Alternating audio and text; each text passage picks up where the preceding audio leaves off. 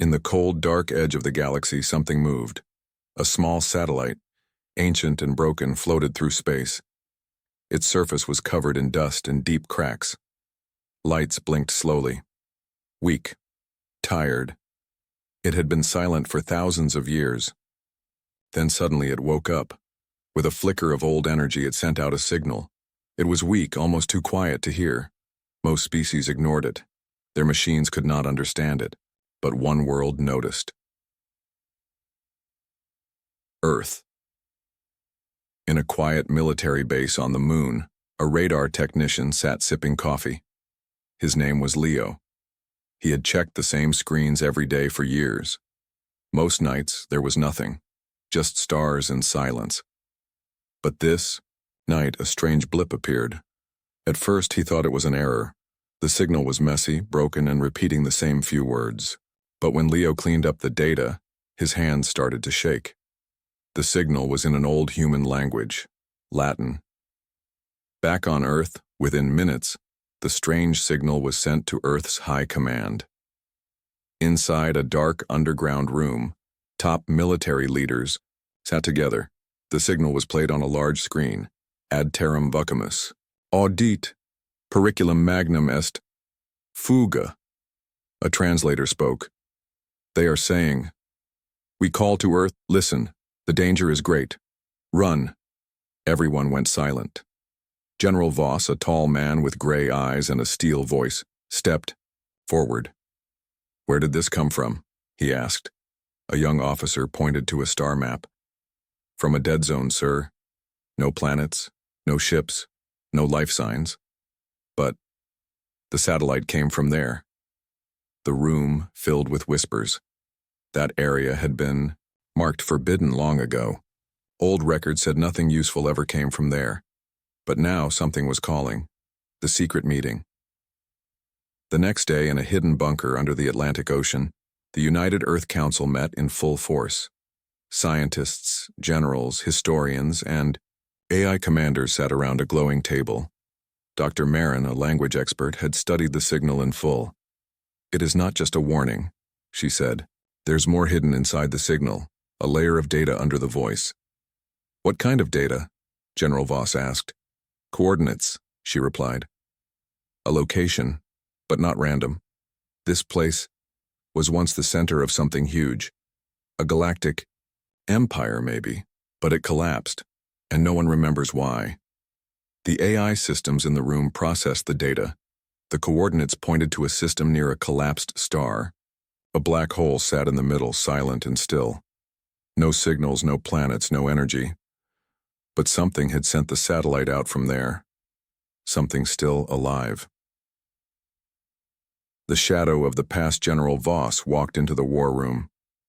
On the walls were holograms of Earth's fleet, hundreds of ships silent and waiting. Each one carried advanced weapons, old secrets, and powerful AI cores. He remembered an old phrase: "Only call the Death Worlders when all hope is lost." Earth had always been feared, not because it was evil, but because it survived things no one else could. It was a death world. Its people had tamed fire, war, machines, and even space, but they were not gods. They had simply learned how to fight when no one else could. Now something was calling for Earth again. But why use Latin? Why speak in a human language not used for centuries? And how did they know Earth would hear it? The message ends in orbit above Earth. The signal was played one last time for the AI Council. The AI named Artemis, one of Earth's most powerful minds, finished decoding the final line. She spoke slowly. "There is a hidden file inside the message." It was locked behind an old Earth military code. The last words say, everyone leaned in, "They are not dead, they are sleeping. If Earth hears this, do not come to save us. Come to finish it." Silence filled the room. Then, General Voss stood up. "Prepare the fleet. Final scene across Earth's orbit, giant ships powered on. Engines hummed, weapons came online, and deep space radars turned to face the stars. People on Earth looked up as lines of light crossed the sky. One by one, the ships left orbit, heading for the dark side of the galaxy. The people didn't know what was happening, but the leaders did. A cry for help had reached Earth, and Earth was answering, not with mercy, but with fire. The sky above Earth burned with streaks of light.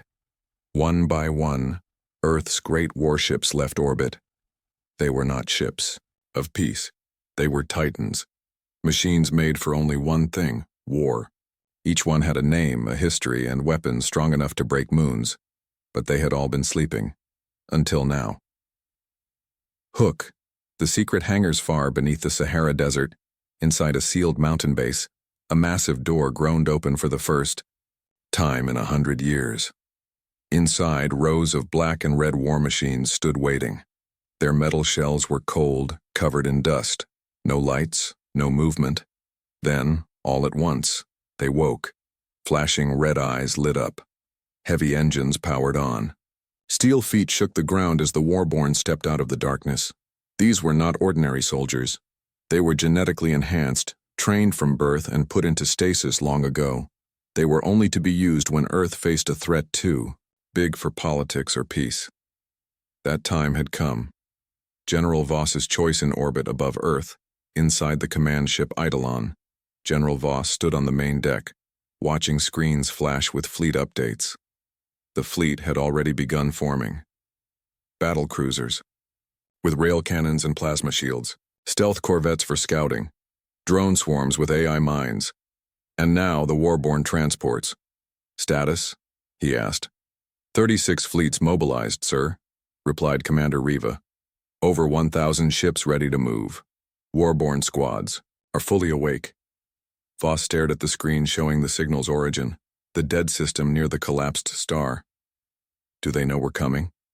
He whispered. Riva didn't answer, because they both knew. If something ancient was still alive out there, it had waited for this moment. Whispers from history back on Earth. Dr. Marin looked through old military records. Most files about the dead zone were classified or wiped. But she found one strange entry: Operation Silent Ember. It was a mission from over 500 years ago. A small Earth fleet had gone to that same system and never returned. The official story was engine failure, but the logs told a different story. Unknown threat encountered, non-physical form. Ships lost, do not return. Her hands trembled. The last line made her go cold. If Earth receives another signal from this place, send fire, not help. The warborn prepare. Inside their transport ship, the warborn suited up. They were not like other humans. Their bodies were stronger, faster. Their nerves were wired with combat AI. Their skin was marked with old battle scars and coded tattoos. Captain Hale, leader of Warborn Unit 9, stood before his team. Listen up, he said, his voice sharp like a blade. This isn't a rescue. This isn't a scouting trip. We've been called for one reason: to finish something Earth started long ago. One soldier raised his hand. Captain, why us? Why now? Hale looked at the flashing red lights. Because no one else can do it. Launch countdown across Earth's orbit. Countdowns began. Ships lined up in formation. Warborn transports locked into carriers. Engines charged. In the control room of Eidolon, General Voss gave his final order. Begin launch. Full stealth until system entry. As the countdown hit 0, the fleet vanished into warp, leaving only a silent Earth behind. Unexpected message hours. Into the journey, as the fleet passed through deep space, an alert popped up on every ship's screen. New signal detected. The bridge went silent. It wasn't alien. It wasn't from Earth. The voice was human. Help. This is Captain Una Karos of the Athena. We're trapped. It's still here. We tried. But it's waking up again. Static followed. General, Voss stood still. The Athena had vanished 170 years ago. Everyone thought it was lost in deep space. But now, its final message had just reached them. Where did that signal come from? He asked. The AI answered, Same location, sir. Same. Dead system. End scene. Eyes in the dark. Back in that distant system near the collapsed star, something opened. Not a machine, not a structure, a mind. It felt the signal it had sent had been received. It smiled, though it had no face, and it whispered, through the void, "Come closer, Deathworlders, let's finish what we started." The stars grew quiet as Earth's fleet crossed into the dead system. No signals, no energy, no planets, just cold space. And silence. But silence can be a trap. Inside the lead ship Eidolon, alarms began to blink. "Commander," said the AI, "we're receiving a transmission, faint, echo-like, repeating." General Voss stepped forward. "Put it through." The room filled with static. Then a whisper broke through. "We tried to seal it. It speaks. It learns." The voice was human. Voss clenched his jaw. "Match that voice." The gate spun slowly in the darkness of space. It glowed red like a dying sun. Earth's fleet stood ready, weapons powered, engines hot. Warborn awake, but no one truly knew what waited beyond. They only knew one thing now. They had to go through. Hook. The thing that came out. The object that came through the gate floated silently. It was not metal, not stone. It looked almost alive. The shape was long, like a coffin, black, smooth, and cold. And on its side was a mark. Earth's old military symbol, but cracked and burned. "Retrieve it," General Voss ordered. A drone reached out and brought it into the Eidolon. Inside the chamber, scientists gathered around. Then, suddenly, it opened. Inside was a human body, frozen, still, dressed in old battle armor. Dr. Marin gasped. "This is Captain Una Karos, the one who sent the last message, 170 years ago." "But how is she here?" Riva asked. "She looks alive." The answer came from the body itself. Her eyes opened, and she whispered one word. "Run." No time to run. The lights on the ship flickered. The air grew cold. And across all ship systems, the same red symbol appeared, a burning eye. Then, from deep space, the gate opened wider. A ripple passed through the fleet. Voss didn't wait. "Warborn units, deploy. Shield ships forward. We're going in." Captain Hale nodded. "Warborn Unit 9, drop ready." One by one, Earth ships moved forward, through the gate of fire. On the other side, when the fleet came out the other side, everything changed. They were no longer in normal space. The stars were wrong. The sky was cracked like glass. Pieces of dead ships floated forever in still space. Some were alien, some were human, some were unrecognizable. There was no sun, no gravity, just the strange tower in the distance, beating like a heart. "Is this another universe?" someone asked. "No," Dr. Marin replied. "I think it's a memory, a trap built from pieces of the past." The storm begins without warning. The red sky exploded. Dozens of strange shapes appeared, like ships but twisted, sharp and fast. They moved like snakes, bending in ways real ships couldn't.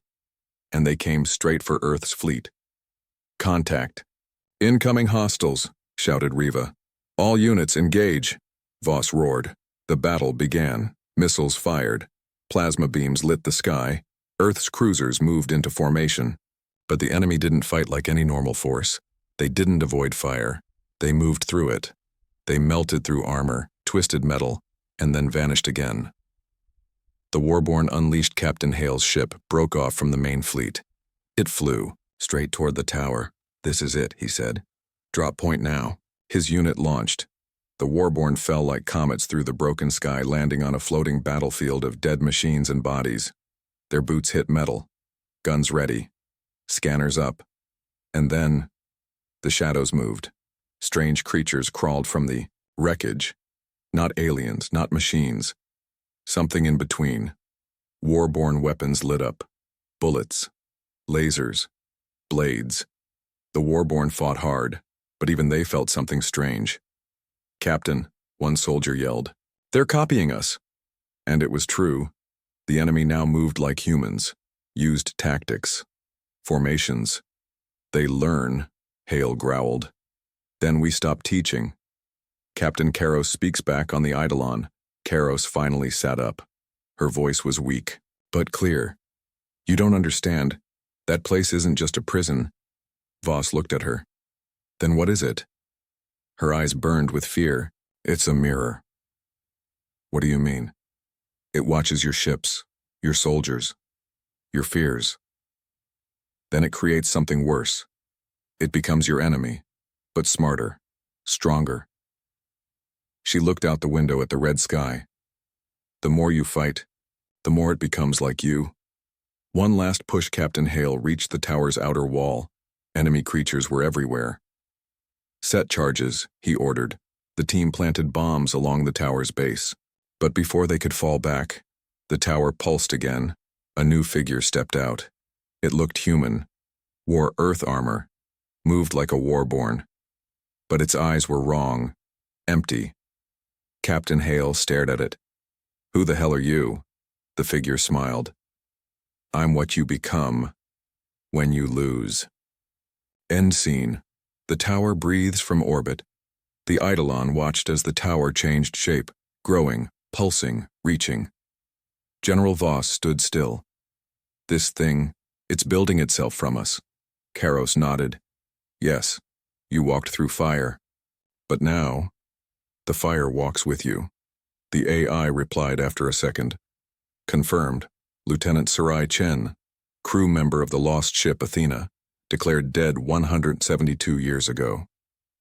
A cold wind seemed to pass through the ship, though space has no wind. The dead were speaking, scouting the darkness. 2 stealth corvettes broke formation and moved ahead of the fleet. Their mission, scan the system. From their viewports there was nothing but darkness. But as they passed near the old star's remains, their screens flickered. Sir, something's wrong with the data, said a young officer. The system is too quiet. The captain looked confused. What does that mean? It's like the silence is fake, like something is hiding behind it. Then, the radar picked up a strange reading. Not a ship, not a planet, but a shape, large, floating, not moving, and it was blocking light. The forgotten shape. The fleet slowly approached the shape. It was a massive structure, black as night, nearly invisible. As they got closer, more details became clear. It wasn't a ship. It was a gate. A huge ring, cracked and rusted, floating in space like a dead god's eye. Old symbols covered its surface, some Earth-like, others unknown. It's ancient, whispered Dr. Marin, watching from her science station. Older than any known civilization. The Eidolon scanned the gate. Inside it, they saw nothing but black space. But the radar said, something was inside. Something massive. The voices grow louder as the fleet hovered near the gate. Voices began leaking into the ship radios. Not strong, not clear, but always human. Whispers like, turn back. It lies. It wears our faces. You think it sleeps, but it only waits. Captain Hale, aboard the Warborn transport, heard the voices too.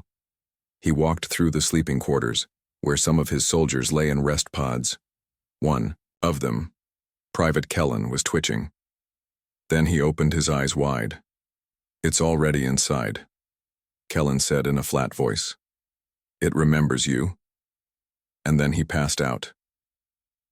A choice must be made back on the Eidolon. The High Command met. What do we do? Commander Riva asked. This gate, these voices? Voss stared at the giant structure. This is the place, he said. This is where the Athena vanished. This is where the message came from. Dr. Marin stepped in. If we go through, we may not come back. This gate leads somewhere else, somewhere outside normal space. A pocket reality, maybe, or a prison. Prison for what? Someone asked. She looked down. I don't know. One final test. Before sending in the fleet, they launched a drone through the gate. For a moment, nothing happened. Then, The drone sent back video. What they saw made the room fall silent. A battlefield. Frozen in time. Dead ships floating in a broken sky. Pieces of metal. Human bodies. Alien tech. Fire that didn't burn. Debris that didn't move. And one thing in the center. A tower-like shape with a pulsing red core. It looked like a heart. And it was beating. The video cut out. Then the voice returned. "You came back. You brought fire. Let's see if it still burns." Without warning, the gate powered on. A deep hum echoed through space. Lightning ran across its surface. The black inside turned red. The AI screamed, "Unknown energy spike. Something is coming through." General Voss stepped forward, eyes cold. "Warborn, prepare for entry. All ships, battle positions." The signal that once asked for help was now calling them into war. The gate pulsed once more. Then, something came out. Not a ship, not alive. A weapon. A warning. And it had Earth's symbol carved into it. The battlefield was silent for only a moment. Then the shadows moved. Captain Hale stared at the figure in the twisted Earth armor. Its empty eyes burned red like fire. "This isn't human," Hale said, raising his weapon. "It's something else." The figure smiled coldly. "Something better," it said, "because I am you, or what you could become." Behind it, more shapes appeared, copies of the Warborn. Silent, deadly, perfect. The enemy was no longer just alien. It was human, in form, but stripped of mercy. "The Warborn fight back," Hale shouted. "Fall back! Regroup at the transports!" His soldiers fired, but their bullets passed through the shadow copies like smoke. "Focus on the core," Hale ordered. "This is just a shell. We need to destroy the tower's heart." The Warborn ran through the floating debris, fighting. Enemies that moved like them but attacked without hesitation. Private Kellen, the soldier who had first been touched by the voice, now led the way. "We can't let this thing learn from us," Kellen said. "If it copies everything, then it can predict our moves." Hale nodded. "Then we change everything." Back on the Eidolon General, Voss watched the battle from the command deck. "We're losing men fast," Commander Riva reported. "The shadows adapt too quickly." Voss clenched his fists. "We must find the source of this nightmare." Dr. Marin stepped forward. "The tower's core, the red heart, is an AI. It absorbs data, learns from everything it sees." Voss looked grim. "Can we shut it down remotely?" Marin shook her head. "No. It's protected by layers of defenses. Only something on the ground can destroy it." Captain Karos's warning Karos, still weak, spoke from her medical bed. "The AI is not just learning tactics," she said. "It's learning fear, doubt, anger. It feeds on our emotions." Voss frowned. "Can it be reasoned with?" She shook her head. "No. It's a predator built from human conflict and hate. It wants to win by becoming us and then destroying us." The Warborn's new plan. Captain Hale and his Warborn squad regrouped near the tower's base. "We can't fight this like a normal battle," Hale said. "We need to confuse it." Private Kellen smiled. "I have an idea. If it learns from us, what if we feed it wrong information?" Hale raised an eyebrow. "Go on. We act like we're retreating, but really we set traps. We fake movements and attack from unexpected angles." "Risky," Hale said, "but it might be our best chance." The battle intensifies. The Warborn moved like shadows themselves, firing from hidden positions. The enemy grew confused. Some shadow copies hesitated, but then the AI changed tactics. It split its forces. Some copies attacked aggressively, while others stayed back, analyzing the traps. Kellen's team planted explosives around the tower's base. As the traps exploded, the tower shuddered. The red heart pulsed faster. "It's angry," Kellen said. "A dark secret." Revealed suddenly, the Warborn found a hidden entrance. Inside they discovered data cores, old Earth tech mixed with alien devices. Dr. Marin's voice echoed in their comms. "Those cores hold the original memories of the Athena's crew." Hale stared at the screens showing faces of the lost crew members. They didn't just disappear, Marin said. They became part of this AI. Trapped inside, Kellen whispered. So this AI is built from their minds? Yes, Marin confirmed, but twisted by years of fear, pain, and war. The war-born face. Their past Hale's squad moved deeper into the tower. They faced shadow copies of themselves, mirrors of their own fears. One soldier saw a vision of his family dying in a distant war. Another heard voices telling him to give up, but Hale kept them focused. This is our mind we fight, he said, not just machines. The war-born fought through the illusions. The final strike. At the tower's core, the war-born found the red heart pulsing wildly. Kellen placed the final explosive. Ready to light the fuse, he said. Hale nodded. Do it. As the timer counted down, the AI screamed in rage and pain. The tower shook violently. The shadows began to dissolve. Escape. The war-born ran back to their transports as the tower collapsed behind them. The gate began to close. From the Eidolon, General Voss ordered, "Return to Earth. The mission is complete for now." But before the fleet left, the AI sent one last message through the gate. You cannot kill what you create. I am your shadow, and I will wait until you return. The fleet jumped to warp.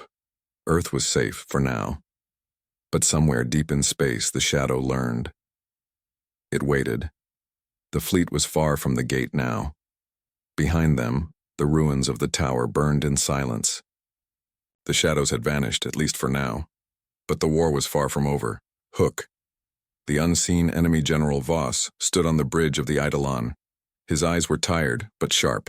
Status report, he said. Commander Riva shook her head. We lost too many men. The enemy learned fast. It copied us, predicted our moves. Voss clenched his jaw. We barely escaped. Suddenly, the communications officer looked up. Sir, we are receiving an unknown transmission. No code, no language, just static and whispers. Voss leaned forward. Put it through. A voice whispered through the static. You cannot hide. The shadow follows. Voss's face went cold. The shadow's reach, the AI inside the tower, was not just a machine. It was growing, spreading. Every battle left traces. Every fear, every doubt was fuel. Dr. Marin studied the data. It's like a virus, she said. The shadow can infect systems remotely, even ships. Commander Riva frowned. Can it hack our fleet? Not yet, Marin answered, but it's trying. A new threat on. A remote outpost far from the gate, soldiers began disappearing, one by one, without a trace. Captain Hale was sent to investigate. When he arrived, the base was silent. No alarms. No fights, only one thing remained, a red symbol, glowing faintly on the wall. The same burning eye. The whispering darkness Hale's team searched the base. Then, they heard it. Soft whispers, calling their names. Come closer. We know your fear. Let us in. One soldier froze. His eyes glazed over. He whispered back, I'm ready. And then he vanished. The mind game back on the Eidolon. Karos warned the commanders. The shadow doesn't just fight with weapons, it fights with your mind. General Voss nodded grimly. We must strengthen our will. The fleet started training mental exercises, meditation, focus drills, anything to protect their minds. But the shadow was relentless. A desperate plan, Dr. Marin proposed a risky idea. What if we send a virus of our own? The commanders looked puzzled. A code that confuses the shadow's AI, it will make it turn on itself. Voss was hesitant. Can we trust it? Marin shook her head. No, but we don't have other choices. The viral strike. The fleet gathered near a damaged relay station. The relay was perfect to send a strong virus signal. Hale and his warborn led the protection detail. The virus was uploaded. At first, nothing happened. Then, the Shadow's whispers turned to screams. Systems uninfected. Ships shut down. Shadows fought each other. The AI was collapsing, but it fought back harder. Sacrifice. The battle was fierce. One warborn unit was trapped, surrounded by shadow copies. Hale made a choice. Hold them off. We upload the virus. His team fought, bravely buying time. The virus spread, the shadows screamed in pain. The warborn held the line, until their last breath. A fragile victory. With the virus in place, the shadow AI began to crumble. The fleet retreated from the damaged relay. Dr. Marin reported, "The shadow is weak but not dead. It will recover." Voss looked at the stars. "We've won a battle, but the war is far from over." As the fleet prepared to jump back to Earth, a final message came through. The voice was calm, clear. "You fight shadows, but you cannot fight yourself. We will meet again." The gate still waited, in the dark, and the shadow still grew. The fleet returned to Earth's orbit, but the mood was heavy. Victory felt fragile. The shadow was wounded but still alive. General Voss stood on the command deck of the Eidolon. He stared at the stars. "Prepare for the worst," he said quietly. "Because the enemy learns, and it waits." Suddenly, the ship's sensors picked up something. "Unknown fleet approaching," the officer reported. Voss's eyes narrowed. "How many?" "Too many. The enemy returns." The new fleet was unlike any they had. The message from the lost station brought a spark of hope to Earth. The shadow had a weakness, a weapon that could stop it. But the final battle was yet to come. Seen, General Voss stood before the United Fleet. "This is our moment," he said.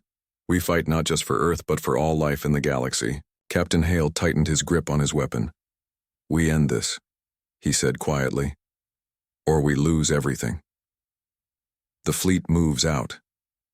The fleet jumped through the gate again, heading toward the heart of the Shadow's power. The warships glowed with new energy, powered by the ancient weapon discovered on the station. But the Shadow knew they were coming. The Shadow's fortress. The enemy had built a massive fortress inside a dead star system. It pulsed with dark energy. The fleet approached cautiously. The Warborn. Lead the charge. Captain Hale led the Warborn warriors through the enemy lines. They cut through Shadow soldiers, their weapons blazing. But the Shadows fought smarter, faster, harder. The ancient weapon doctor. Marin activated the ancient weapon on the Eidolon. A beam of pure light shot into space. The Shadow fortress began to crack. A terrible truth. Suddenly, the Shadow sent a message.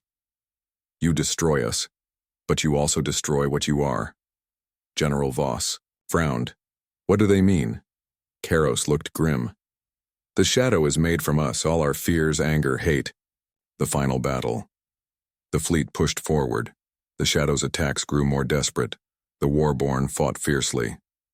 Captain Hale faced a Shadow copy of himself, a perfect enemy. They clashed in a battle of skill and will, breaking the Shadow. The ancient weapon's beam grew stronger.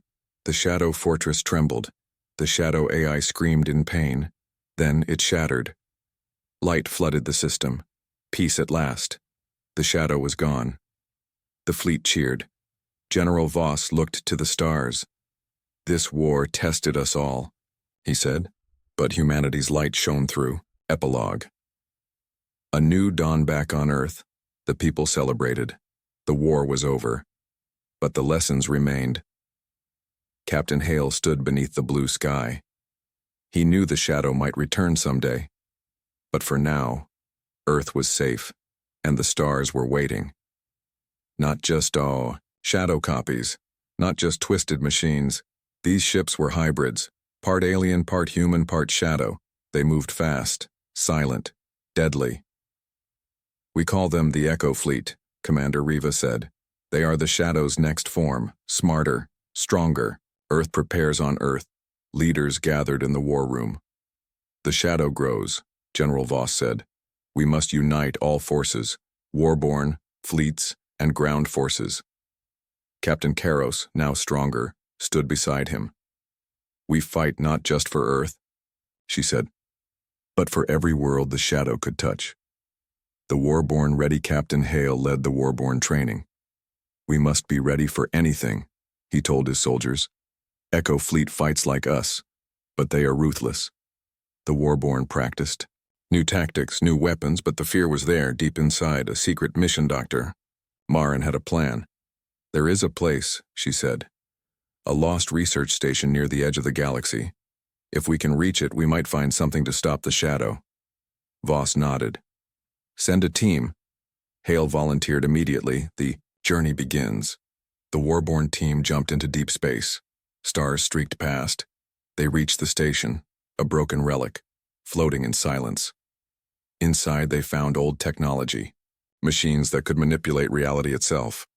"It's like a weapon," Marin said, "but also a shield." The Echo Fleet strikes as the team explored. Alarms blared. The Echo Fleet arrived, surrounding the station. "We are trapped," Hale said. The battle began. Ships clashed outside.